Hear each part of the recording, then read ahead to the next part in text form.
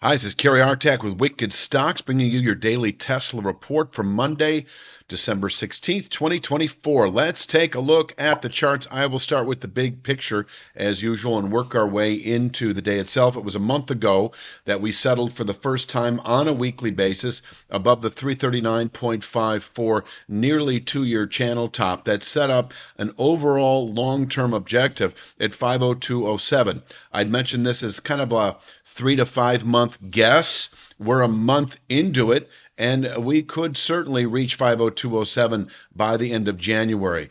Dare I say, by the end of December. And that would be a significant area of resistance for Tesla. We could push right through it, close above it, and then we're in a whole nother new normal. And I'll get to that in due time. But for right now, 50207 considered it is a 5-year channel top that may well contain buying through the first quarter, possibly into later 25. And yes, if we were to close above 50207, this thing just keeps on moving in the upside direction.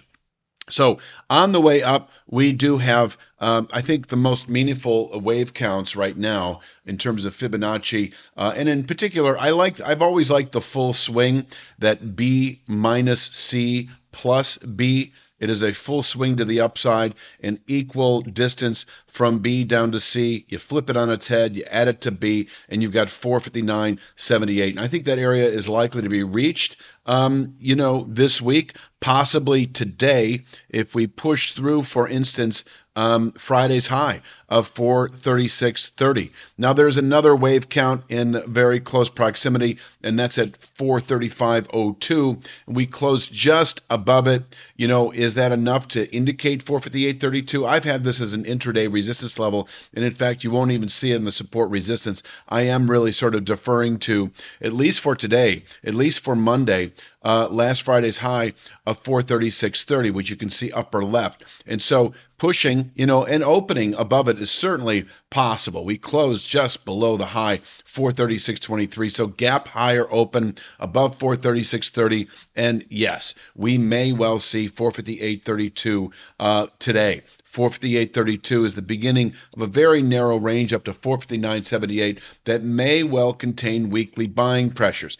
And from here, we could fall back to 414.49, that previous all-time high from November of 21, within a week or so of doing so. So we could potentially get caught in kind of what I would call a near-term consolidator framework, whereby we top out in the upper 450s, we fall back into the mid 410s, and we could trade both sides inside of this for a period of time, whether it's just a week, whether it takes us into January. That's obviously impossible to determine. But the way things are going, we could also just close above 459.78 any day this week. And if so, by the end of next week, by the end of December, I would expect 50207, this 5-year channel top that would meet the objective. If you went long a month ago and you're still long above 339.54, bravo. I would consider taking at least some profits at 50207 if you're a longer-term position trader.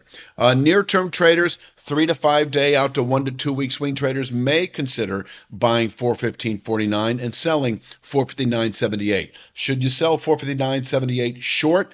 That's up to you. It depends on your trading style and whether that's something you're comfortable with. If you have a history of playing the short side, this is a vertical move right now, so you're kind of standing in front of a freight train if you sell this market short. But I have no problem taking near-term profits in the upper 450s, partial profits. I wouldn't unload my entire position, but once again, it depends on whether you're a 3 to 5 day swing trader or a 3 to 5 month position trader. And that has been sort of the time frame I've been mentioning all along, following the settlement a month ago above 339.54. I think that kind of covers the upside today. Let me talk a downside. we still have this rising channel bottom that came very close to being tested on Friday. I'm going to call that a hold at 422.75. Under other circumstances, I might call this a session containment level. I almost did before going to video, but really with the kind of volatility we have, I just want to keep it light here. In other words, if we break 422.75, I am merely anticipating 414.49 on an intraday basis. That is, once again, that previous all-time high that we took out last week for the first time from November 21. 414.49 is in reach today if we happen to break 422.75. And it's just, that could all happen within a few minutes. 414.49 able to contain weekly lows, and once again, above which we can this week reach into the upper 450s. In fact, I think we probably will this week, possibly today, Monday, reach into the upper 450s. Once again, I think it's in reach today, 459.78. If we happen to gap above, for instance, last Friday's 436.30 high, you can see the upper 450s are right about here on the chart. I'm eyeballing this. So it's not a stretch of the imagination to consider this a realistic objective if we were to push or especially open today above 463.30. Until then, a lower opening does allow 422.75, where we could bottom out on an intraday, possibly daily basis. I think 422.75 is a pretty solid level to buy into if you're a day trader. That could be your trade of the day. It could also be an area that we bottom out at into later week and then continue onward and upward into the upper 450s as we move into later week. Breaking 422.75, 414.49 likely, where we can place a weekly low. And as I mentioned already a couple times in this video, above which this upper 450s remain in reach over the next week or two, quite possibly this week. Now, if we close today below 414.49, that would, by the way, also be below last Friday's low of 415.71. And, that in itself is a sell signal. So even if we didn't have 414.49 here as that 2021 high, closing below 415.71 would likely mark a good high for the week, or at least into later week. Closing today below 414.49, this 394.10 formation likely within a day, two at the most. And I do think that if we hold then below 414.49 through the rest of the week, closing back below that November 21 high, I do think we can anticipate these structures that are rising. So closing below 414.49, I have as a 1 to 2 week target at 367.11. Respectable weekly support where we could bottom out into January trade and round back up again.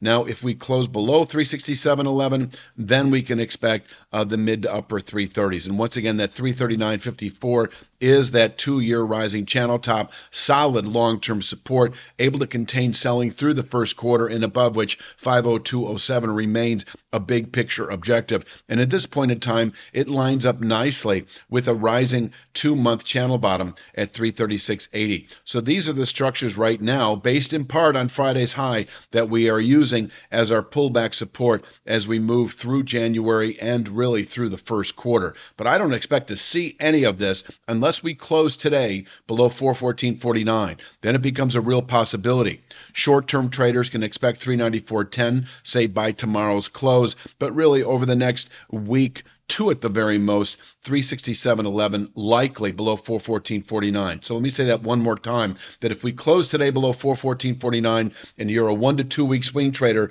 no longer anticipating the upper 450s this week or next, but rather the upper 360s this week or next, where we can bottom out on a weekly basis, potentially into later January trade.